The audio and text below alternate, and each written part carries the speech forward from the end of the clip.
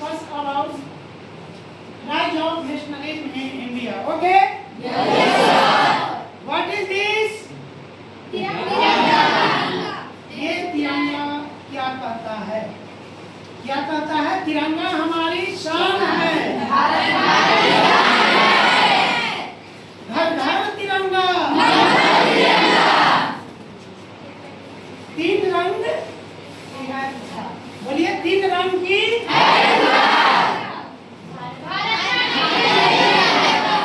Okay. प्यारे बच्चे, इस तिरंगे को भारत में फहराने के लिए आप जानते हैं कितने महापुरुषों, कितने भारतवासियों को जान गंवानी पड़ी? बताइए।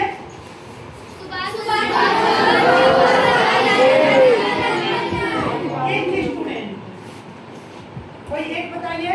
सुभाष चंद्र बोस, भगत सिंह, महात्मा गांधी, लाला लाजपत राय, मंगल पांडे। ओके, बहुत सुंदर। सबको पता है कि इस तिरंगे को लाने के लिए न जाने कितने महापुरुषों ने अपनी जान गंवाई है, तब जाकर कि ये तिरंगा हमारे देश में आज लहर रहा है। इसीलिए आज हम लोग कहते हैं घर घर तिरंगा, तीन रंगों की है पुकार। ओके, थैंक यू, बहुत सुंदर।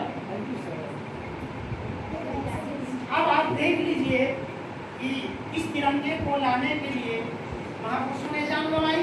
इसका इतिहास बहुत लंबा है। यानी हम ये कहें कि history of national movement is called history of freedom movement of India. यानी भारत में राष्ट्रवाद का इतिहास, स्वतंत्रता संघर्ष का इतिहास है। बिल्कुल सही बात है ना? राष्ट्रवाद नहीं आता तो क्या हम आजाद हो जाते? नहीं। तो ये बताइए कि भारत के आजाद होने से पूर्व यहाँ किस देश का शासन था? अंग्रेजों का। तो अंग्रेजों के खिलाफ भारतवासियों ने कौन सी भावना लाई? प्यारे बच्चे, in previous class we studied about rise of nationalism in Indo-China. Rise of nationalism in China, यानी हिंद चीन में राष्ट्रवाद का उदय इस क्लास से पहले हम लोग पढ़ चुके हैं।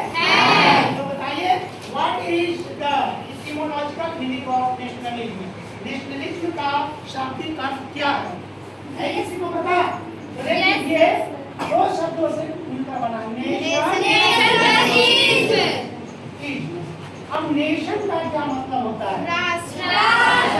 यानी having people having common identity. People having common identity. और इज्म का मतलब क्या होता है? वाह। इसको इंग्लिश में क्या बोलते हैं बेटा? आइडियोलॉजी। या फिर हम लोग बोलते हैं बिलीफ, या फिर प्रिंसिपल्स। क्या बोलते हैं? यानी ये जो नेशन है, राष्ट्र है, यानी राष्ट्र के लोगों में यानी वो भावना आ जाए। कौन सी भावना आ जाए? तो एकता की भावना, यानी यूनिटी टुवर्ड्स, बोलिए, unity towards nation, dedication towards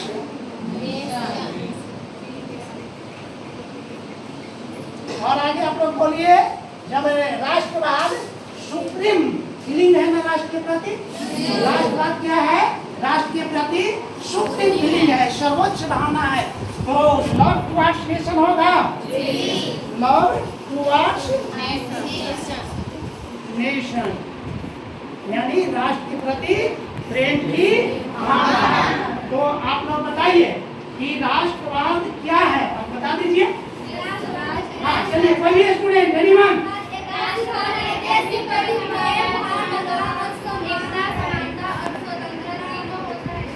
बिल्कुल सही, थैंक यू। यानी राष्ट्र के प्रति अगर समर्पण की भावना हो, प्रेम की भावना हो, एकता की भावना हो, तो उसे हम क्या बोलते हैं? तो भारत में भी ये भावना आया ना?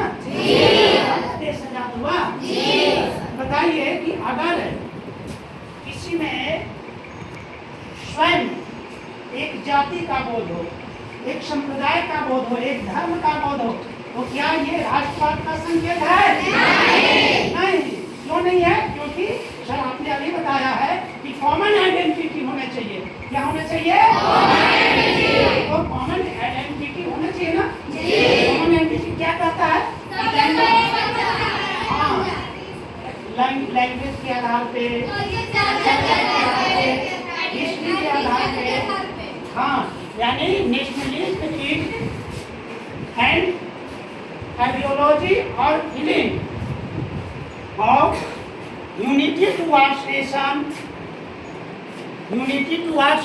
dedication towards nation, love towards nation, attachment towards nation is called nationalism. Attachment यानी जुड़ाव होना चाहिए। तो आप प्यारे बच्चे, आप ये बता सकते हैं कि इस राष्ट्रवाद को लाने के पीछे कौन से फैक्टर जिम्मेवार होंगे? यानी factor behind rise of nationalism in India, इसको क्या बोलते हैं? फैक्टर बिहाइंड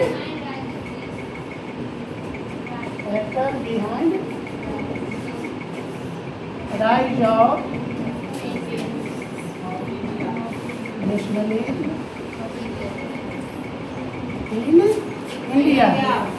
अब राष्ट्रवाद के उदय के पीछे कौन से फैक्टर थे? आप लोग को पता होगा कि अगर कोई भी विदेशी या कोई आपके पॉलिटिकल जीवन को तंग करे, शोषण करे,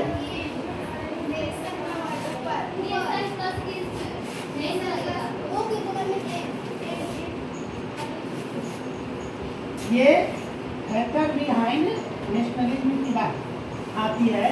तो आपको पता है कि कोई आपके राजनीतिक जीवन का शोषण करे, पॉलिटिकल लाइफ का, सोशल लाइफ का, रिलीजियस लाइफ का, कल्चरल लाइफ का, तो क्या उसके खिलाफ आप रिवोल्ट करेंगे? करेंगे। तो वो रिवोल्ट कौन सा था? 1857 का विद्रोह। यानी 1857 के विद्रोह के साथ ही हमारे देश में राष्ट्रवाद की भावना जागी। तो आप देखिए, अगर कुछ कॉमन फैक्टर की हम लोग बात करें तो वो कौन कौन से फैक्टर होंगे जिसके कारण भारत में राष्ट्रवाद आया? तो हाँ, इसको हम लोग क्या बोलते हैं? काउज और नेशनलिज्म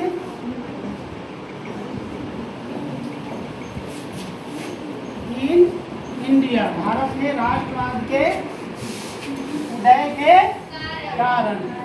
चलिए, तो आप लोगों को पता हो गया पहला कारण क्या था?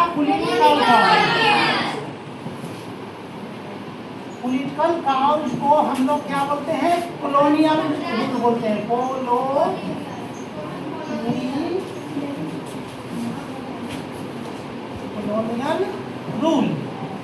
कॉलोनियल रूल कौन लाया था यहाँ? वाह, वेरी गुड। तो अंग्रेज जब कॉलोनियल रूल लाया, यहाँ पे शासन करना शुरू किया और उसने भारतीयों का राजनीतिक शोषण किया। क्या किया? उसके बाद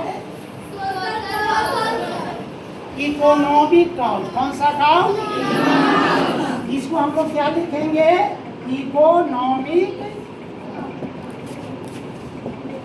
एक्सप्लॉयटेशन। क्या लिखेंगे? इकोनॉमिक एक्सप्लॉयटेशन, यानी आर्थिक शोषण। आपको पता होगा कि अंग्रेज आए व्यापार करने के लिए, फिर क्या करने लगे यहाँ? और फिर यहाँ का धन ले जाने लगे, जिसको दादा भाई नेहरू जी ने ड्रेन थ्योरी दिया दुनिया के सामने, धन निष्कासन का सिद्धांत। और भारतीयों को समझ में आया तो भारतीयों ने एकजुट होकर अंग्रेजों का विरोध करना शुरू किया। उसी प्रकार से तीसरा काउज की बात करें तो आपने बताया था सोशल काउज। इसको हम लोग लिखेंगे, क्या लिखेंगे? सोशल एक्सप्लॉयटेशन, यानी क्या हो जाएगा? सामाजिक शोषण।